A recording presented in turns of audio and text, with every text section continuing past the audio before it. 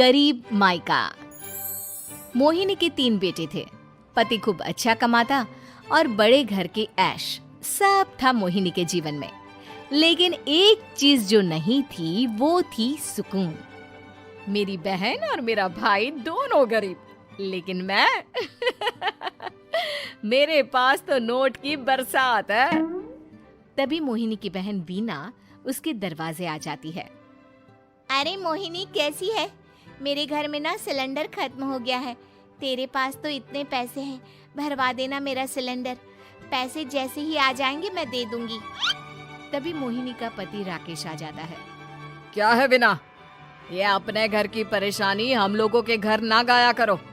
तुम्हारी बहन को तुम लोगों पर तरस आ जाता है और वो पैसे देने लग जाती है। मुझे ये बिल्कुल पसंद नहीं है। ओ जीजा जी, नहीं, मैं तो वो बस अच्छा, मैं चलती हूँ। वीना वहां से चली जाती है। उसके जाने के बाद अच्छा किया जो आपने सुना दिया। अरे न जाने क्या सोचकर मेरे घर आ जाती है कि जैसे यहाँ तो भंडारा भरा है। अरे कितना तो दे दिया। अच्छा जी, जरा 1000 तो देना। वो बिन्नी दीदी है ना, उनके घर जा रही हूँ। उनका पोता हुआ है तो मुंह दिखाई दे दूंगी। हाँ, उन लोगों के आगे तो शो ऑफ किया करो। वो खुद को बड़ा अमीर शो करते हैं ना, दिखा दे कि तू भी किसी से कम नहीं है। हाँ जी, इसी के लिए तो जा रही हूँ। मोहिनी तैयार होकर अपनी बुआ की बेटी के घर जाती है, जहाँ उसके पोते का कार्यक्रम चल रहा होता है। वहाँ वीना भी आई होती है। अरे वीना, क्या जरूरत थी यहाँ आने की? तेरे घर पर गैस नहीं है तो वो भरा लेती। क्या करूं मोहिनी, बुआ को बुरा लग जाता नहीं जाती तो। वैसे मेरे पास एक जोड़ा बच्चे का कपड़ा रखा था, वही अपनी चांदी के पायल के साथ देने जा रही हूँ। घर पर गैस थी नहीं, सोचा परिवार यहीं खाना खा लेगा, बाकी सुबह का सुबह देखा जाएगा। मोहिनी को बहन पर दया आ जाती है।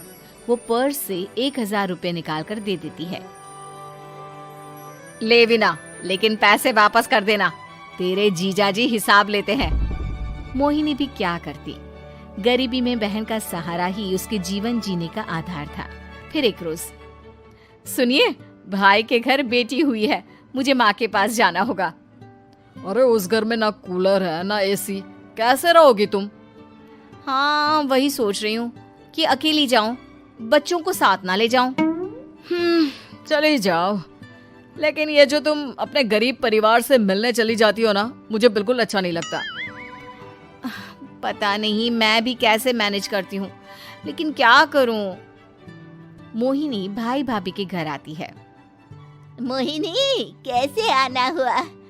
तू यहाँ हम लोगों के घर रह लेगी या फिर किसी होटल में रहेगी? क्या हो गया है माँ? मोहिनी को क्यों ऐसे बोल रहे हैं आप? अरे तू नहीं जानती अपनी ननद को, पैसे वाली है ना, तो ऐड कुछ ज्यादा ही है। मोहिनी को माँ की बात का बुरा नहीं लगता है, क्योंकि उसे पता ही नहीं चलता कि माँ उसे जली कटी सुना रही है। वो भाभी की बच्ची के साथ लेन देन करती है और वहाँ से चली जाती है। उसके जाने के बाद, माँ, क्यों आप मोहिनी को इतनी सारी बातें सुनाती हो? भाई का बेटा बोल पड़ता है। माँ, क्योंकि दादी जानती है कि बुआ के अंदर घमंड है। सही बोल रहा है मोहन। बहू भले तुझे ना दिखता हो, लेकिन मुझे और मोहन को दिखता है कि वो कितनी घमंडी है। मोहिनी मायके आती है, जहाँ गरीबी के कारण चीजें कम होती हैं। इस मोहन के बच्चे को काम पर लगा दो ना, किसी दुकान या किसी होटल में। बर्तन धो लिया करेगा, कम से कम 4 पैसे और आएंगे घर में।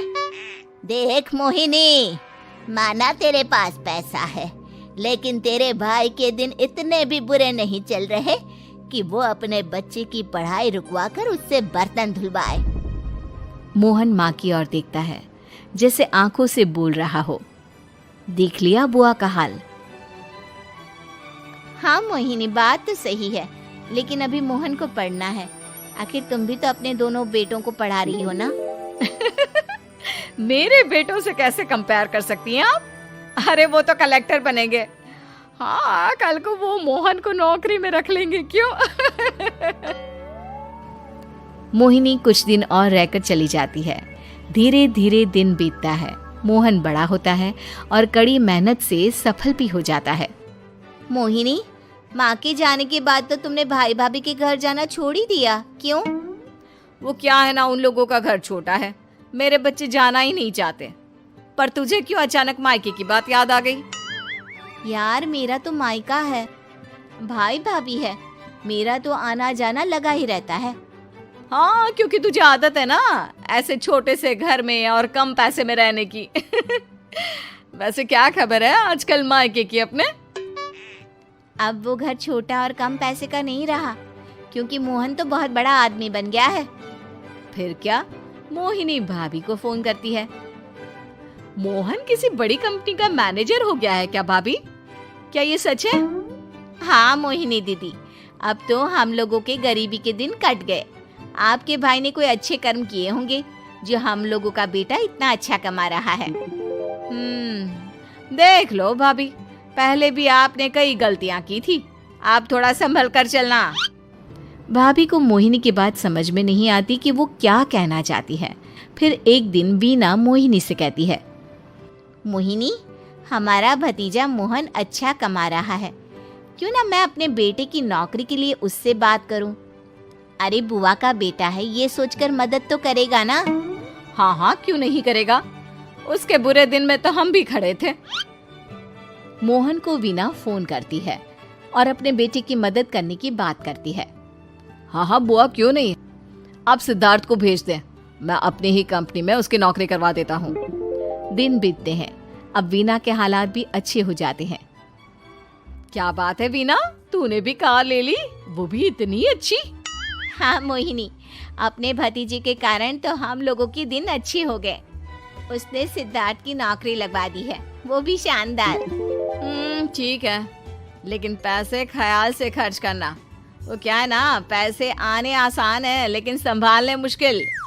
मोहिनी घर पर अपने पति से बात करती है। देखो ना, सबके पास पैसे हैं। एक वक्त था जब मैं ही अमीर हुआ करती थी। लगता है कि ज्यादा दिन नहीं रह पाओगी। मेरी नौकरी को कुछ साल ही बचे हैं और तुम्हारे दोनों लड़के निकम्मे हैं। उन लोगों को बोलो ना कि नौकरी करे।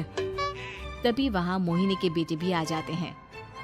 अरे हमें क्या मोहन समझा है, जो दिन रात गधे की तरह काम करते रहे? खैर, दिन फिरते हैं और मोहिनी के पति की नौकरी भी खत्म हो जाती है।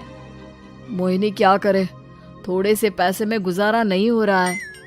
तो क्या करे, मेरी समझ में कुछ नहीं आ रहा। मोहन को बोलो ना कि वो इन दोनों के लिए नौकरी देखे, जैसे सिद्धार्थ के लिए नौकरी देखी है। मोहिनी क्या कहती, उसे अपने वो दिन याद आ जाते हैं जब उसने भाभी से मोहन को नौकर बनने की सलाह दी थी। क्या हो गया, क्या सोच रही हो मोहिनी? यही कि वक्त कभी भी किसी का भी पलट सकता है, ऊपर वाले से डर कर रहना चाहिए।